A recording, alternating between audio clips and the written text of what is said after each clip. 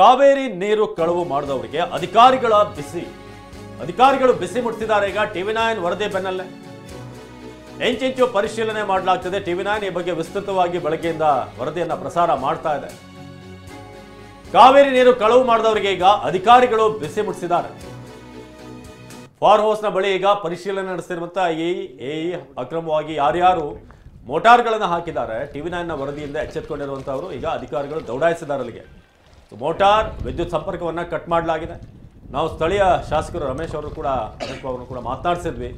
ಅವರು ಕೂಡ ಹೇಳಿದ್ರು, ಯಾರ್ಯಾರು ಈ ಕೃಷಿಗಲ್ಲದೆ ಸಣ್ಣ ಪುಟ್ಟ ರೈತರಿರುವಂಥವ್ರನ್ನ ಹೊರತುಪಡಿಸಿ ಯಾರು ಅಕ್ರಮವಾಗಿ ಮೋಟಾರ್ಗಳನ್ನು ಅಳವಡಿಸಿದ್ದಾರೆ ಅದೆಲ್ಲವನ್ನು ಕೂಡ ಕ್ಲಿಯರ್ ಮಾಡ್ತೀವಿ, ವಿದ್ಯುತ್ ಸಂಪರ್ಕವನ್ನು ಈ ಕೂಡಲೇ ಕಟ್ ಮಾಡಿಸ್ತೀವಿ ಅಂತ ನಾವು ಕೂಡ ಅವರಿಂದ ಒಂದು ಪ್ರಾಮಿಸ್ ಅನ್ನ ಪಡೆದಿದ್ವಿ. ನೀವು ಕೂಡಲೇ ಮಧ್ಯಾಹ್ನದೊಳಗೆ ಒಂದು ಕ್ರಮ ಕೈಗೊಳ್ಳೋ ಹಾಗೆ ಮಾಡಬೇಕು ಅಂತ. ಈಗ ಅಧಿಕಾರಿಗಳು ಅಲ್ಲಿ ಬಂದು ಆ ಪಂಪ್ ಸೆಟ್ ಏನಿದೆ ಆ ಪೈಪ್ಲೈನ್ ಇಂದ ಈಗ ಡಿಸ್ಕನೆಕ್ಟ್ ಮಾಡುವಂತ ಕೆಲಸ ಮಾಡ್ತಿದ್ದಾರೆ. ಟಿವಿ9ನ ವರದಿಯ ಬೆನ್ನಲ್ಲೇ ಈಗ ಅಧಿಕಾರಿಗಳು ಸ್ಥಳಕ್ಕೆ ದೌಡಾಯಿಸಿರೋದು. ಯಾಕಂದ್ರೆ ಬಹಳಷ್ಟು ಸಮಸ್ಯೆ ಈಗಾಗಲೇ ಡ್ಯಾಮ್ಗಳಲ್ಲಿ ಒಂದು ತಿಂಗಳಿಗೆ ಆಗುವಷ್ಟು ಮಾತ್ರ ನೀರು. ರವಿಕುಮಾರ್ ಡಚ್ ರೋಸ್ ಕೃಷಿ ಮಾಡಿ ವರ್ಷಕ್ಕೆ 2 ಕೋಟಿ ಗಳಿಸ್ತಿದ್ದಾರೆ. ನೀವು ಕೂಡ ಅವರಿಂದ ಕಲಿಬೇಕಾ? ಅವ್ರ ಜೊತೆ ವಿಡಿಯೋ ಕಾಲ್ ನಲ್ಲಿ ಮಾತಾಡಬೇಕಾ? ಈಗಲೇ ಫ್ರೀಡಮ್ ಆಪ್ ಡೌನ್ಲೋಡ್ ಮಾಡಿ ಅಂತ ಈಗಾಗಲೇ ತಿಳಿಸಲಾಗಿದೆ. ಆಲ್ಮೋಸ್ಟ್ ಸ್ಟೋರೇಜ್ ಈಗ ಇಳಿತಾ ಇದೆ. ಇದರ ನಡುವೆ ಬಹಳಷ್ಟು ಕಡೆ ಐಷಾರಾಮಿ ಫಾರ್ಮ್ ಹೌಸ್ಗಳಿಗೆ ನೋಡಿ, ಈಗ ನೀವು ನೋಡ್ತಿದ್ರೆ ಇಂಥ ಮೋಟರ್ಗಳನ್ನು ಹಾಕೊಂಡು ಅಲ್ಲಿಗೆ ನೀರನ್ನು ಹಾಯಿಸೋದನ್ನ ಮಾಡ್ತಾ ಇದ್ರು. ಅದನ್ನ ಪ್ರಶ್ನೆ ಮಾಡೋಕೆ ಟಿವಿ9ನ ಟೀಮ್ ಹೋದಾಗ, ನಮ್ಮನ್ನ ಯಾಕೆ ಸರ್ ಪ್ರಶ್ನೆ ಮಾಡ್ತೀರಾ, ನೋಡಿ ಅಲ್ಲಿ 100 ಪಂಪ್ ಸೆಟ್ಗಳಿದಾವೆ, ಅವ್ರನ್ನ ಕೇಳಿ ಅಂತ ಹೇಳ್ತಿದ್ದಾರೆ. ಅವ್ರು ಹಾಕಿದಾರೆ, ನಾವು ಹಾಕೊಂಡಿದೀವಿ ಅಂತ. ಅಕ್ರಮವಾಗಿ ಹಾಕಲಾಗಿರುವಂತಹ ಮೋಟಾರ್ಗಳನ್ನ ಈಗ ತೆರವುಗೊಳಿಸಲಾಗ್ತಾ ಇದೆ. ನೀವೀಗ ಆ ದೃಶ್ಯಗಳನ್ನ ನೋಡ್ತಾ ಇದ್ದೀರಾ.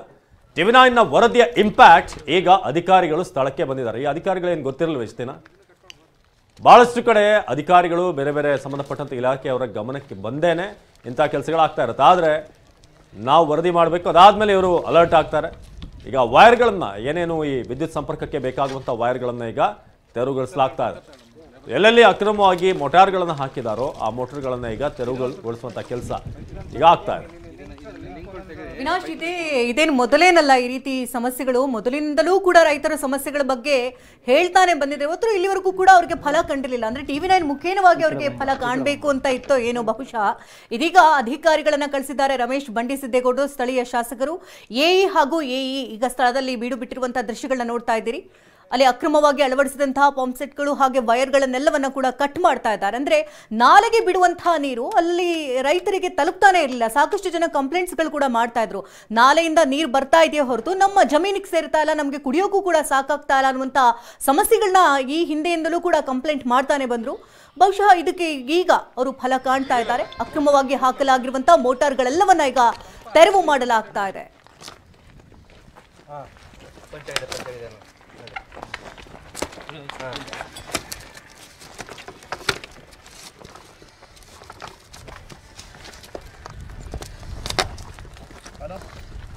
ಕೆಆರ್ಎಸ್ ಜಲಾಶಯದ ದೃಶ್ಯಗಳನ್ನು ನಾವೀಗ ತೋರಿಸ್ತಾ ಇದ್ವಿ. ಬೆಳಗ್ಗೆ ನಮ್ಮ ಪ್ರತಿನಿಧಿ ಪ್ರಶಾಂತ್ ಇಲ್ಲಿನ ಡೀಟೇಲ್ ಅನ್ನ ತಿಳಿಸಿದ್ರು. ನೀರಿನ ಸ್ಟೋರೇಜ್ ಎಷ್ಟಿದೆ, ಅದಾದ್ಮೇಲೆ ಎಷ್ಟು ಮೋಟರ್ಗಳನ್ನ ಹಾಕಲಾಗಿದೆ. ಇದು ಕೇವಲ ಒಂದು ಎಕ್ಸಾಂಪಲ್ ನಿಮ್ಮ ಮುಂದಿಟ್ಟಿರುವಂಥದ್ದು. ಇಂಥ ಹಲವಾರು ಮೋಟರ್ಗಳನ್ನ ಬೇರೆ ಬೇರೆ ಭಾಗದಲ್ಲಿ ಅಳವಡಿಸಲಾಗಿದೆ. ಅಲ್ಲಿ ಟಿವಿ9ನ ಕ್ಯಾಮ್ರಾ ಜೊತೆಗೆ ನಮ್ಮ ಪ್ರತಿನಿಧಿ ಪ್ರಶ್ನೆ ಮಾಡೋಕೆ ಹೋದಂಥ ಸಂದರ್ಭದಲ್ಲಿ, ಯಾಕೆ ಸರ್ ನಮ್ಮನ್ನ ಪ್ರಶ್ನೆ ಮಾಡ್ತೀರಾ ಅಂತ ಕೇಳ್ತಾ ಇದ್ರು. ನಮ್ಮನ್ನು ಮಾತ್ರ ಯಾಕೆ ಅಂತ.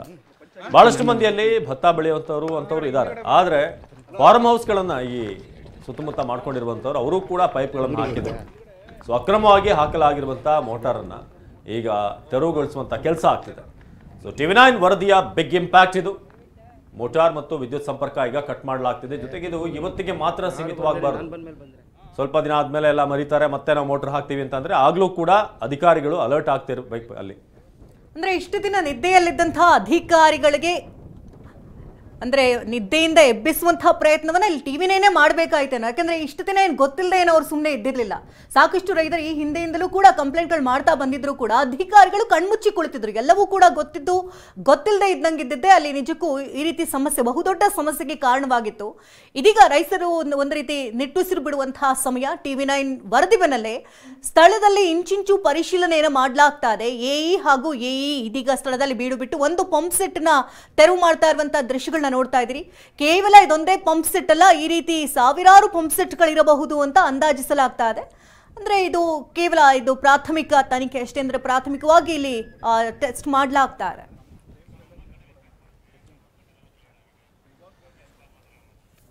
ಎಸ್, ಕೇವಲ 2 ತಾಸು, ಆಲ್ಮೋಸ್ಟ್ 9 ಗಂಟೆ 9:05 ಆ ಟೈಮ್ನಲ್ಲಿ TV9 ವರದಿಯನ್ನು ಪ್ರಸಾರ ಮಾಡಿತ್ತು. ವರದಿ ಪ್ರಸಾರ ಮಾಡಿದಂಥ ಕೇವಲ 2 ತಾಸಿನಲ್ಲಿ ಈಗ ಇಂಪ್ಯಾಕ್ಟ್ ಆಗಿದೆ. ಆ ಒಂದು ದೃಶ್ಯಗಳನ್ನು ತೋರಿಸ್ತಾ ಇದ್ದೀವಿ. ಎಲ್ಲೆಲ್ಲಿ ಈಗ ಅಧಿಕಾರಿಗಳು ಬಂದಿದ್ದಾರೆ, ಬರೀ ಇಲ್ಲಿ ಮಾತ್ರ ಅಲ್ಲ, ಹೀಗೆ ಭಾಳಷ್ಟು ಕಡೆ ಇದೆ, ಅಲ್ಲೂ ಕೂಡ ಅಧಿಕಾರಿಗಳು ಹೋಗಬೇಕು. ಈಗಾಗಲೇ TV9 ಬೆಳಗ್ಗೆ 9 ಗಂಟೆಗೆ ಸರಿಯಾಗಿ ಆಲ್ಮೋಸ್ಟ್ 9:10ಕ್ಕೆ ನಾವು ಪ್ರಸಾರ ಮಾಡಿದ್ವಿ. ಅದರ ಬೆನ್ನಲ್ಲೇ ಕೇವಲ 2.5 ತಾಸು. ಹಾಗೆ ಶಾಸಕರು, ಸ್ಥಳೀಯ ಶಾಸಕರು ರಮೇಶ್ ಬಂಡಿಸಿದ್ದೇಗೌಡರನ್ನು ಕೂಡ ನಾವು ಮಾತನಾಡಿದ್ವಿ, ಇಲ್ಲಿ ಏನೇನು ಆಗ್ತಿದೆ ಅಂತ. ಅವರು ಆರಂಭದಲ್ಲಿ ಹೇಳಿದ್ರು, ಇಲ್ಲ ಸರ್, ಇಲ್ಲಿ ಕೆಲವರು ಹೊಲ ಇದೆ, ಅಂಥವ್ರು ಜಮೀನಿದೆ, ಅಂಥವ್ರಿಗೆಲ್ಲ ಅವಕಾಶ ಕೊಡಬೇಕಾಗುತ್ತೆ ಅಂತ. ಆದರೆ ಯಾರ್ಯಾರು ಅಕ್ರಮವಾಗಿ ತಮ್ಮ ಫಾರ್ಮ್ ಹೌಸ್ಗಳಿಗೆ ಪೈಪ್ಗಳನ್ನು ಬಿಟ್ಟಿದ್ದಾರೋ ಅದೆಲ್ಲವನ್ನೂ ಕೂಡ ಕ್ಲಿಯರ್ ಮಾಡ್ತೀವಿ ಅಂತ. ಬರೀ ನಾವು ಅಷ್ಟಕ್ಕೆ ಬಿಡಲಿಲ್ಲ, ಕೂಡಲೇ ನೀವು ಭರವಸೆನ ಕೊಡಬೇಕು. TV9 ಮೂಲಕ ನಿಮ್ಮ ಕ್ಷೇತ್ರದ ಜನರಿಗೆ, ರಾಜ್ಯದ ಜನರಿಗೆ ಒಂದು ಭರವಸೆನ ಕೊಡಿ, ಮಧ್ಯಾಹ್ನದೊಳಗೆ ಅದು ಕ್ಲಿಯರ್ ಆಗುತ್ತಾ ಏನು ಅಂತ. ಸೊ ಕೇವಲ 1.5-2 ತಾಸಿನಲ್ಲೇ TV9 ವರದಿ ಪ್ರಸಾರ ಆದಂಥ ಬೆನ್ನಲ್ಲೇ ಈಗ ಅಧಿಕಾರಿಗಳು ಸ್ಥಳಕ್ಕೆ ಬಂದಿದ್ದಾರೆ. ಅಧಿಕಾರಿಗಳಿಗೂ ಕೂಡ ನಾವು ಪ್ರಶ್ನೆ ಮಾಡಿರೋದು, ಇಷ್ಟು ದಿನ ಏನು ಮಾಡ್ತಾ ಇದ್ರಿ ನೀವು? ಅದನ್ನೇನು ಅಂಡರ್ಗ್ರೌಂಡ್ ಮಾಡಿ ಏನೋ ಅಡಿಗಡೆಯಿಂದ ಪೈಪ್ ಹೋಗಿಲ್ಲ, ಮೇಲಿಂದಾನೇ ಹೋಗುತ್ತೆ, ಕಣ್ಣಿಗೆ ಕಾಣುತ್ತೆ. ಮೋಟಾರ್ ಒಂದು ನೀರೊಳಗೆ ಮುಳುಗಿರ್ಬೋದು ಅಷ್ಟೇ. ಅದನ್ನು ಬಿಟ್ಟರೆ ಅಲ್ಲಿಂದ ಪೈಪ್ ಎಲ್ಲೆಲ್ಲಿಗೆ ಹೋಗುತ್ತೆ ಅಂತ ಅದು ಸ್ಪಷ್ಟವಾಗಿ ಕಣ್ಣಿದ್ದವರಿಗೆ ಸ್ಪಷ್ಟವಾಗಿ ಕಾಣುತ್ತೆ. ಆದರೆ ಯಾವಾಗ TV9 ವರದಿಯನ್ನು ಪ್ರಸಾರ ಮಾಡ್ತೋ ಇವರೆಲ್ಲ ಅಲರ್ಟ್ ಆದರು, ಇನ್ನೂ ಸುಮ್ಮನೆ ಇದ್ರೆ ಆಗಲ್ಲ ಅಂತ. ಫಾರ್ಮ್ ಹೌಸ್ ಬಳಿ ಪರಿಶೀಲನೆ ಮಾಡ್ತಿರುವಂಥ ಎಇ ಇಬ್ಬರು ಕೂಡ ಅಲ್ಲಿ ಎಲ್ಲ ಚೆಕ್ ಮಾಡ್ತಿದ್ದಾರೆ. ಎಲ್ಲೆಲ್ಲಿ ಅಕ್ರಮವಾಗಿ ಎಷ್ಟು HP ಮೋಟರ್ ಅದು ಇದೆಲ್ಲವನ್ನು ಕೂಡ ಚೆಕ್ ಮಾಡಿ ಈಗ ಹೊರಗಡೆ ತೆಗೆಯಲಾಗ್ತಾ ಇದೆ. ಜೊತೆಗೆ ಬಹಳಷ್ಟು ಕಡೆ ಪೈಪ್ಲೈನ್ ಹೋದಲ್ಲಿ ನೀರು ಕೂಡ ಸೋರಿಕೆ ಆಗೋದನ್ನು ಕೂಡ ನಾವು ದೃಶ್ಯ ಸಮೇತ ತೋರಿಸಿದ್ವಿ. ಸೊ TV9 ವರದಿ ಪ್ರಸಾರ ಆದ ಕೇವಲ 1.5-2 ಗಂಟೆಯಲ್ಲೇ ಒಂದು ಬಿಗ್ ಇಂಪ್ಯಾಕ್ಟ್ ಆಗಿದೆ. ಕೇವಲ ಈ ಒಂದು ಮೋಟರ್ ಮಾತ್ರ ಅಲ್ಲ, ಇನ್ನು ಹಲವಾರು ಮೋಟರ್ ಇದೆ ಅಂತ ಅಲ್ಲಿನ ಸ್ಥಳೀಯರೊಬ್ರು ನಾವು ಪ್ರಶ್ನೆ ಮಾಡಿದಾಗ ಹೇಳ್ತಾ ಇದ್ರು. ಸೊ ಅಕ್ರಮವಾಗಿ ಹಾಕಲಾಗಿರುವಂಥ ಮೋಟಾರ್ನ ಈಗ ತೆರವುಗೊಳಿಸಿರುವಂಥ ದೃಶ್ಯವನ್ನ ನೋಡ್ತಾ ಇದ್ದಾರೆ. ಸೊ ಇದು KRSನ ಮಡಿಲೇನಿದೆ, ಅಲ್ಲಿರುವಂಥ ನೀರು ಆ ಒಡಲನ್ನ ಬರಿದಾಗಿಸುವಂಥ ಕೆಲಸ ಬಹಳಷ್ಟು ಕಡೆಯಿಂದ ಆಗ್ತಿದೆ. ಇದು ಕೇವಲ KRSನ ಮಾತ್ರ ಸಮಸ್ಯೆ ಅಲ್ಲ, ಬಹಳಷ್ಟು ಕಡೆ ಇದೇ ರೀತಿಯಾಗಿದೆ. ನದಿಗಳಲ್ಲಿ ನೀರು ಯಾಕಿಲ್ಲ ಅಂತ ಹೇಳಿದ್ರೆ ಬಹಳಷ್ಟು ಕಡೆ ಮೋಟರ್ಗಳು. ಸೊ ಪೈಪ್ ಅಳವಡಿಸಿ ಒಂದ್ ಕಡೆ ನಿಮ್ಗೆ ಆ ದೃಶ್ಯವನ್ನ TV9 ಬೆಳಗ್ಗೆ 9 ಗಂಟೆಗೆ ಈ ಒಂದು ಡೀಟೇಲ್ ಅನ್ನ ನೀಡಿತ್ತು, ಎಲ್ಲೆಲ್ಲಿ ಪೈಪನ್ನ ಅಳವಡಿಸಲಾಗಿದೆ, KRS ನೀರಿಗೆ ಕನ್ನ ಹಾಕಲಾಗ್ತಿದೆ ಅಂತ. ಸೊ ಅದಾದ್ಮೇಲೆ ನಾವು ಸ್ಥಳೀಯ ಶಾಸಕರು, ಅಧಿಕಾರಿಗಳ ಸಂಬಂಧಪಟ್ಟಂತವ್ರಿಗೂ ಕೂಡ ತಿಳಿಸಿದ್ವಿ. ರಮೇಶ್ ಬಂಡಿಸಿದ್ದೇಗೌಡರು ಫೋನಲ್ಲೂ ಕೂಡ, ದೂರವಾಣಿ ಸಂಪರ್ಕದಲ್ಲೂ ಕೂಡ ಬಂದಿದ್ರು. ಸೊ ಅದಾದ್ಮೇಲೆ ಅವರು ಕೂಡ ಒಂದು ಭರವಸೆಯನ್ನು ಕೊಟ್ಟಿದ್ರು, ಈಗ ಅಕ್ರಮವಾಗಿ ಎಲ್ಲೆಲ್ಲಿ ಪೈಪ್ ಅಳವಡಿಕೆ ಮಾಡಲಾಗಿದೆ, ನೀವಲ್ಲಿ ಲೀಕೇಜ್ ಆಗ್ತಿರುವಂಥ ಭಾಗವನ್ನು ಕೂಡ ನೋಡ್ತಾ ಇದ್ದೀರಾ ಬಹಳಷ್ಟು ಕಡೆ. ಸೊ ಅಕ್ರಮವಾಗಿ ಅಳವಡಿಸಿದಂಥ ಮೋಟಾರನ್ನ ಈಗ ತೆರವುಗೊಳಿಸಲಾಗಿದೆ. ನಮ್ಮ ಮಂಡ್ಯದ ಪ್ರತಿನಿಧಿ ಪ್ರಶಾಂತ್ ಈ ಬಗ್ಗೆ ಹೆಚ್ಚಿನ ಮಾಹಿತಿಯನ್ನು ನೀಡ್ತಾರೆ ನೇರ ಸಂಪರ್ಕದಲ್ಲಿ. ಪ್ರಶಾಂತ್, ಬೆಳಗ್ಗೆ 9 ಗಂಟೆ ಸರಿಯಾಗಿ ನಾವು ವರದಿಯನ್ನು ಪ್ರಸಾರ ಮಾಡಿದ್ವಿ, ನೀವು ಕೂಡ ಅಲ್ಲಿನ ಎಕ್ಸ್ಪ್ಲನೇಷನ್ ಅನ್ನು ಕೊಟ್ಟಿದ್ರಿ, ನೀರಿನ ಮಟ್ಟ ಎಷ್ಟಿದೆ, ಎಲ್ಲೆಲ್ಲಿ ಕನ್ನ ಹಾಕಲಾಗ್ತಿದೆ ಅಂತ. ಸೊ ಅದಾಗಿ ಕೇವಲ 1.5-2 ತಾಸಿನಲ್ಲಿ ಈಗ ಅಧಿಕಾರಿಗಳು ಬಂದಿದ್ದಾರೆ. ಸೊ ಏನಾಗ್ತಿದೆ ಕೆಲಸ ಅಂತ, ಎಲ್ಲೆಲ್ಲಿ ತೆರವುಗೊಳಿಸಿದ್ದಾರೆ ಪ್ರಶಾಂತ್? ಅವಿನಾಶ್, ನಿಜಕ್ಕೂ ಕೂಡ TV9 ದೊಡ್ಡ ಮಟ್ಟಿನ ಬಿಗ್ ಇಂಪ್ಯಾಕ್ಟ್ ಅಂತಾನೆ ಕೂಡ ಹೇಳ್ಬೋದು. ಕಾವೇರಿ ಒಡಲಿಗೆ ಕನ್ನ ಹಾಕ್ತಿರೋದನ್ನ ಬೆಳಗ್ಗೆಯಿಂದಲೂ ಕೂಡ TV9 ಪ್ರಸಾರ ಮಾಡಿತ್ತು. ಪ್ರಸಾರ ಮಾಡಿದ ಕೇವಲ 2 ಗಂಟೆಗಳಲ್ಲೇ ಅಧಿಕಾರಿಗಳು ಆ ಒಂದು ಸ್ಥಳಕ್ಕೆ ಬಂದು ಇಲ್ಲಿಗಲ್ ಆಗಿ ಏನು ಅಳವಡಿಸಿದ್ರು ಆ ಮೋಟರ್ಗಳನ್ನ ತೆರವುಗೊಳಿಸೋದಕ್ಕೂ ಕೂಡ ಮುಂದಾಗಿದ್ದಾರೆ. ನನ್ನ ಎಡಭಾಗದಲ್ಲಿ ತೋರಿಸ್ತೀನಿ ಅವಿನಾಶ್, ಈ ಮೋಟ್ರ್ ಕಾಣಿಸ್ತಾ ಇದೆ. ಈ ಒಂದು ಮೋಟ್ರ್ ಮೂಲಕ ಫಾರ್ಮ್ ಹೌಸ್ಗಳಿಗೆ ಇಲ್ಲಿಗಲ್ ಆಗಿ ನೀರನ್ನು ಹೊಡ್ಕೊಳ್ತಾ ಇದ್ರು. ಅಂದ್ರೆ ಈಗಾಗಲೇ ಸಂಪೂರ್ಣವಾಗಿ KRS ಒಡೆಯಲು ಬರಿದಾಗಿರುವಂತದ್ದು, ಕುಡಿಯೋ ನೀರಿಗೂ ಕೂಡ ಸಾಕಷ್ಟು ತತ್ಸರ ಇದೆ.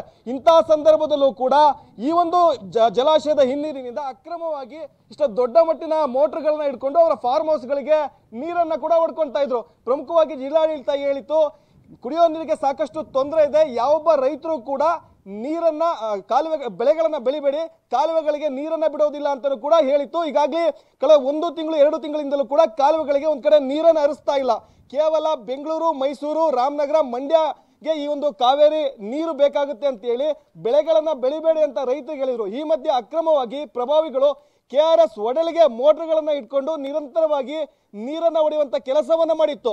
ಈ ಒಂದು ವಿಚಾರವಾಗಿ ಸಮಗ್ರವಾಗಿ ವರದಿಯನ್ನು TV9 ಬಿತ್ತರ ಮಾಡಿತ್ತು. ಬಿತ್ತರ ಮಾಡಿದ ಕೆಲವೇ ನಿಮಿಷಗಳಲ್ಲಿ ಎಇ ಮತ್ತೆ AEE ಇಬ್ರು ಕೂಡ ಈ ಒಂದು ಸ್ಥಳಕ್ಕೆ ಬಂದಿದ್ದಾರೆ. ಈಗಾಗಲೇ ಇಲ್ಲಿ ಅಳವಡಿಸಿದಂತ ಅಕ್ರಮವಾಗಿ ಅಳಿಸಿದಂತ ವಿದ್ಯುತ್ ವೈರ್ಗಳನ್ನು ಕೂಡ ಕಟ್ ಮಾಡಿದ್ದಾರೆ, ಮೋಟರ್ಗಳನ್ನು ಕೂಡ ಈಗಾಗಲೇ ತೆರವುಗೊಳಿಸಿದ್ದಾರೆ, ಮತ್ತಷ್ಟು ಕಡೆ ಈಗ ಅಳವಡಿಸಿದ್ದಾರೆ. ಆ ಒಂದು ಸ್ಥಳಕ್ಕೂ ಕೂಡ ಈಗ ಅಧಿಕಾರಿಗಳು ತೆರಳಿರುವಂತದ್ದು. ಕೆಲವೊಂದಿಷ್ಟು ವಾಹನಗಳನ್ನು ಈಗ ತರಿಸ್ಕೊಂಡಿದ್ದಾರೆ. ಈ ಎಲ್ಲ ಏನೀಗ ರಿಮೂವ್ ಮಾಡ್ಯಾರ, ಈ ಒಂದು ವೈರ್ಗಳಾಗಿರ್ಬೋದು, ಪೈಪ್ಗಳಾಗಿರ್ಬೋದು, ಮೋಟರ್ಗಳನ್ನ ಇವುಗಳನ್ನ ಎತ್ಕೊಂಡೋಗಿ ಕೇಸ್ಗಳನ್ನು ಕೂಡ ನಾವು ಆಗ್ತೀವಿ ಅನ್ನೋ ಒಂದು ಮಾತು ಕೇಳಿರ್ತಾರೆ.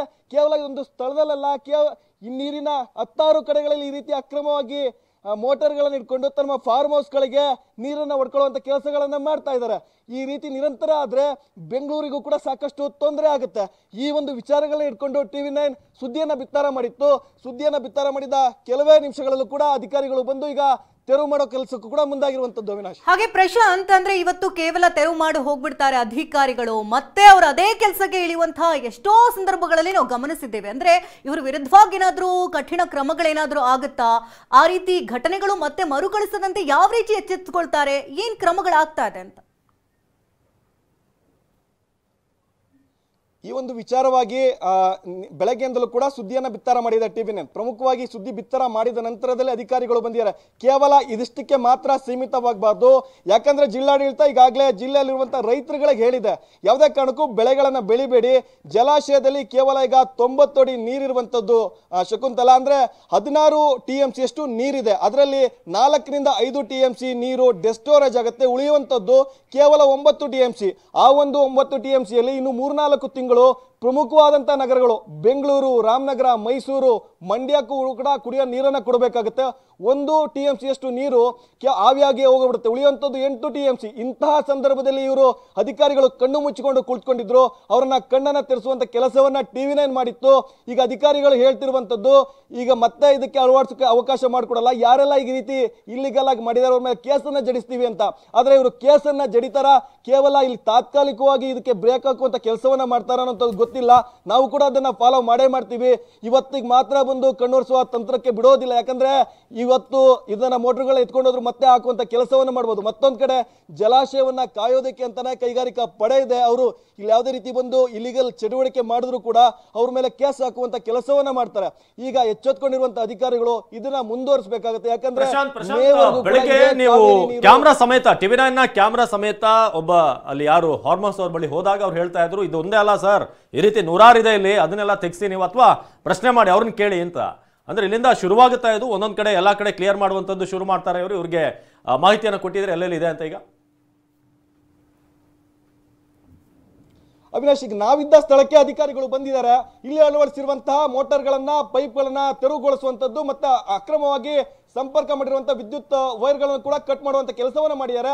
ನನ್ನ ಬಲಭಾಗದಲ್ಲಿ ತೋರಿಸ್ತೀನಿ ಅವಿನಾಶ್, ಇಲ್ಲೂ ಕೂಡ 4-5 ಮೋಟರ್ಗಳನ್ನು ಕೂಡ ಅಳವಡಿಸಿದ್ದಾರೆ. ಅದನ್ನು ಕೂಡ ತೆರವುಗೊಳಿಸಕ್ಕೆ ಹೋಗ್ಯಾರೆ. ಕೇವಲ ಇದು ಇಲ್ಲಿದ್ದಂತ ಪರಿಸ್ಥಿತಿ ಅಲ್ಲ, ಅಂದ್ರೆ ಜಲಾಶಯದ ಸುತ್ತಮುತ್ತಲೂ ಕೂಡ 50ಕ್ಕೂ ಹೆಚ್ಚು ಕಡೆ ಈ ರೀತಿಯ ಕೆಲಸಗಳನ್ನ ಮಾಡಿದ್ದಾರೆ. ಅಂದ್ರೆ ಅಕ್ರಮವಾಗಿ ಜಲಾಶಯದ ಹಿನ್ನೀರಿಗೆ ಮೋಟಾರ್ಗಳನ್ನ ಅಳವಡಿಸಿಕೊಂಡು ತಮ್ಮ ಫಾರ್ಮ್ ಹೌಸ್ ಗಳಿಗೆ ಹೊಡ್ಕೊಳ್ಳುವಂತ ಕೆಲಸವನ್ನ ಮಾಡಿದ್ದಾರೆ.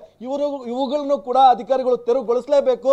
ಈಗ ಸದ್ಯದ ಮಟ್ಟಿಗೆ ಅವರ ಸುತ್ತಮುತ್ತ ಇರುವಂತಹ ಸಾಕಷ್ಟು ಮೋಟಾರ್ಗಳನ್ನ ಅಂದ್ರೆ ಅಕ್ರಮವಾಗಿರುವಂತಹ ಮೋಟಾರ್ಗಳನ್ನ ತೆರವುಗೊಳಿಸೋಕೆ ಕೂಡ ಮುಂದಾಗಿದ್ದಾರೆ. ಅಧಿಕಾರಿಗಳು ಬಂದಿದ್ದಾರೆ. ಈಗ ಈ ಪೈಪ್ಗಳನ್ನು ಕೂಡ ತೆಗೆದುಕೊಂಡು ಹೋಗುವಂತ ಮಾಡ್ತಿದ್ದಾರೆ.